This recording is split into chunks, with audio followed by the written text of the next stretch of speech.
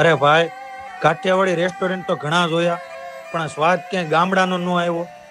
આજે આપણે આવી ગયા છીએ કાઠિયાવાડી રેસ્ટોરન્ટમાં, જેનું નામ પણ કાઠિયાવાડી ને કામ પણ કાઠિયાવાડી. ભાઈ ગામડાની યાદ અપાવી દે એવું જમવાનું બનાવે છે. ને કાઠિયાવાડી જ નહીં, પાઉંભાજી, દાળ બાટી અને ઢોસા પણ બનાવે છે. હવે મારે વધારે નથી બોલવું, બાકીનો હવે આના કસ્ટમર બોલશે. કેવું લાગ્યું તમને જમવાનું? જમવાનું છે એક નંબર. દીપકના મોટા ઢોસા મળતા હતા, એને ટોક્કર મારે એવા ઢોસા છે. આખી ડુંગળીનું શાક એવું છે, દાળ બાટી પણ એવી છે, રીંગણાનું શાક પણ એવું છે, રોટલા મળશે. કેવું લાગ્યું તમને જમવાનું? બહુ મસ્ત. તમને? દાળ બાટી બહુ સારી. તમને? ઢોસો જે આપણો બોટાદનો એકદમ ઓરિજિનલ ઢોસો તમને અહીંયા શ્રી કાઠિયાવાડીમાં ખાવા મળશે.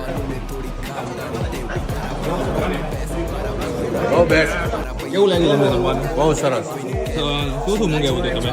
રીંગણાનું શાક, આખા કાંદાનું શાક, પછી દાલ બાટી અને બાજરીનો રોટલો. અને બધાનો ટેસ્ટ?